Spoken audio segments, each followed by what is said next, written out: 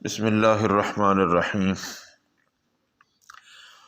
رمضان المبارک کے روزوں کے فدیے کے حوالے سے آج کی یہ گفتگو ہے۔ رمضان المبارک کا کوئی بھی روزہ بغیر عذر کے نہ رکھنا کبیرہ گناہ ہے۔ اس روزے کی قضا ذمہ میں لازم ہے۔ اگر سرے سے کوئی روزہ رکھتا ہی نہیں ہے رمضان کا تو قضا ذمہ میں لازم ہے، کفارہ واجب نہیں ہے۔ اور یاد رہے کہ یہ صرف فقہی اعتبار سے ہے، شرعی اعتبار سے ہے کہ قضا کرنے سے وہ بری الذمہ ہو جائے گا، لیکن وہ اس فضیلت کو نہیں پہنچ سکتا جو فضیلت رمضان المقدس کے روزے کی ہے۔ ساری زندگی بھی روزہ رکھتا رہے تو رمضان المقدس کے ایک روزے کو بندہ نہیں پہنچ سکتا۔ صرف اور صرف فقہی شرعی اعتبار سے وہ بری الذمہ ہو جائے گا۔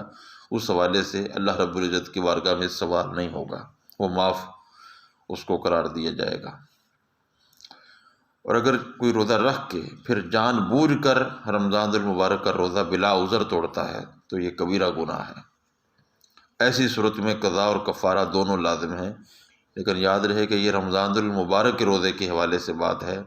اگر کوئی رمضان کے علاوہ کوئی دوسرا روزہ توڑے، نفلی تھا یا نذر کا تھا یا کوئی اور تھا، تو صرف اس روزہ کے توڑنے پر قضا لازم ہے، کفارہ لازم نہیں ہے۔ کفارہ کیا ہوتا ہے؟ روزے کا کفارہ کیسے دینا ہے؟ روزے کا کفارہ یہ ہے کہ 2 مہینے مسلسل روزے رکھے۔ اگر درمیان میں کسی دن روزہ نہ رکھا تو دوبارہ نئے سرے سے گنتی پوری کرنا لازم ہے۔ اور اگر کوئی مسلسل 60 روزے 2 مہینے روزے نہیں رکھ سکتا تو پھر 60 مسکینوں کو کھانا کھلائے یا انہیں ایک صدقہ فطر کی رقم دے، یعنی ان میں سے ہر ایک کو ایک صدقہ فطر کی رقم دے، یا پھر کسی ایک کو 60 صدقات فطر کی رقم دے دے، اس طرح بھی جائز ہے۔ اگر کسی شخص کو ایسا شدید مرض لاحق ہے کہ اس مرض کے ساتھ روزے رکھنا محال اور ناممکن ہے، اور اس مرض کے ختم ہونے کی کوئی امید بھی نہیں ہے، یعنی تجربہ کی روشنی میں حکماء ڈاکٹرز یہی کہتے ہیں کہ یہ ساری زندگی چلے گا، یا وہ بہت بوڑھا ہے کہ موت تک روزے پر قدرت کی کوئی امید نہیں ہے، تو ایسے شخص پر روزوں کا فدیہ لازم ہے۔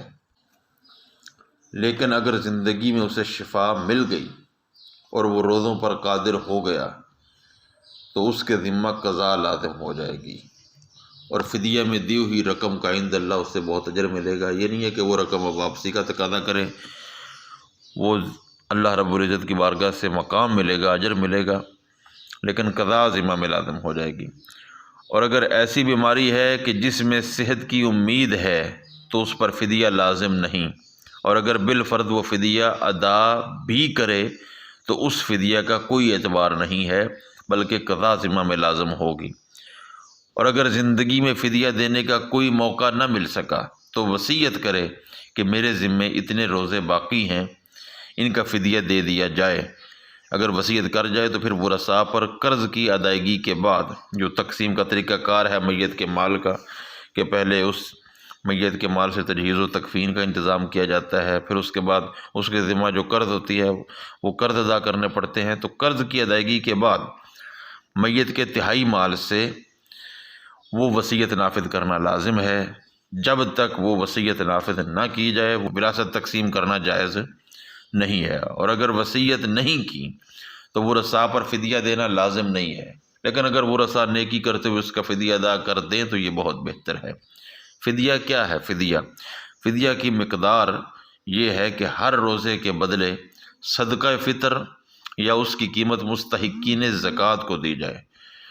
صدقہ فطر کی قیمت دینے میں اعتبار اس علاقے کا ہوگا جہاں وہ رہتا ہے، یعنی اگر کوئی ایک شخص پاکستان کا تھا لیکن وہ باہر کسی ملک چلا گیا تو اب اعتبار اس علاقے کا ہوگا جہاں پر وہ رہتا ہے، وہ پاکستان کا اعتبار نہیں کرے گا۔ اب کیا مقدار ہے؟ گندم یا اس کے آٹے سے اگر کوئی صدقہ دینا چاہے صدقہ فطر، تو صدقہ فطر کی مقدار نصف سا بنتی ہے، یعنی 2 کلو 50 گرام۔ اور اگر کوئی منقع کھجور سے ادا کرنا چاہے تو مکمل 1 سا صدقہ فطر ہے، یعنی 4 کلو 100 گرام جدید حساب کے مطابق بنتے ہیں، تو یہ اس کو دینا لازم ہوں گے۔ یہ فی کس ہے، یعنی ایک روزے کا فدیہ ہے اگر گندم سے دینا چاہے تو 2 کلو 50 گرام ہے، اور اگر منقع کھجور سے دینا چاہے تو 4 کلو 100 گرام ہے، اور ہر آدمی اپنے حسب حال یہ ادا کر سکتا ہے۔ اگر کوئی منقع کھجور سے دے سکتا ہے تو اس کو چاہیے کہ وہ پھر منقع کھجور کا دے۔ اور اگر کوئی شخص روزے کا فدیہ ادا کرنے کی بھی طاقت نہ رکھتا ہو تو وہ استغفار کرتا رہے اور دل میں یہ نیت رکھے کہ جب توفیق ملی فدیہ ضرور ادا کرے گا۔ جو گرمی کے بڑے اور گرم دنوں میں روزہ رکھنے پر قادر نہ ہو اور سردی کے چھوٹے دنوں میں روزہ رکھ سکتا ہو تو اس پر روزوں کی قضا لازم ہے، فدیہ دینا جائز نہیں ہے۔ وہ 100 فدیہ بھی دے دے ایک روزے کے بدلے میں تو اس کے ذمہ سے وہ روزہ ساقط نہیں ہوگا، قضا اس کے ذمہ میں لازم ہے۔ فدیہ کا مصرف وہی ہے جو زکوٰۃ کا مصرف ہے، یعنی جن کو زکوٰۃ دی جا سکتی ہے انہیں فدیہ بھی دیا جا سکتا ہے، اور جن کو زکوٰۃ دینا جائز نہیں ہے انہیں فدیہ دینا بھی جائز نہیں ہے۔ اور ایک اہم مسئلہ یہ ہے کہ ایک شخص کی طرف سے دوسرا شخص روزہ نہیں رکھ سکتا۔ ہمارے ہاں یہ مشہور ہے کہ اگر کوئی روزہ نہیں رکھ سکتا تو کسی دوسرے کو رکھوا دے۔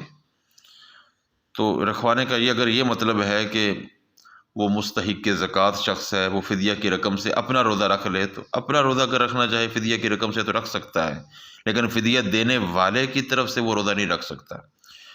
اور یہ صرف وہ شخص ہے جو مستحق کے زکوٰۃ ہے، یعنی فدیہ کا مستحق ہے، اور کسی نے اس کو فدیہ کی رقم دے دی ہے تو وہ فدیہ کی رقم سے روزے رکھ رہا ہے تو اس میں کوئی حرج نہیں ہے، لیکن وہ صرف اس کی اپنے روزے ہوں گے، کوئی کسی کی طرف سے روزے نہیں رکھ سکتا۔ ایسے ہی نماز میں نیابت جاری نہیں ہوتی، جس طرح روزے میں نیابت جاری نہیں ہے نماز میں بھی نیابت جاری نہیں ہوتی، یعنی ایک کی طرف سے دوسرا نہیں پڑھ سکتا۔ نہ یہ ہو سکتا ہے کہ زندگی میں تمام نمازوں کا فدیہ ادا کر کے وہ نماز سے چھٹکارا حاصل کر لیا جائے، ایسا بھی ممکن نہیں ہے۔ ہاں البتہ اگر کسی کے ذمہ کچھ نمازیں ہوں اور وہ وصیت کر جائے، یعنی اس نے توبہ کر لی تھی، زندگی نے وفا نہ کی، وصیت کر جائے کہ اس کی نمازوں کا فدیہ ادا کیا جائے، تو وصیت ورثاء کو اس کی طرف سے پوری کرنی چاہیے۔ اللہ رب العزت کی طرف سے قبول و عفو کی امید ہے۔ اللہ رب العزت ہمیں عبادات کے مسائل کو سمجھنے کی توفیق نصیب فرمائے۔ انشاءاللہ ہم چند ایک ویڈیوز میں روزے کے فقہی مسائل، اس کی شرائط کیا ہیں، اور کن چیزوں سے روزہ ٹوٹتا ہے، کن چیزوں سے روزہ نہیں ٹوٹتا، اور عبادات اور دعائیں جو رمضان المقدس میں کرنی چاہیے، اس پر ایک ویڈیو بھی انشاءاللہ ہم بنائیں گے۔ اللہ رب العزت عمل کی توفیق نصیب فرمائے۔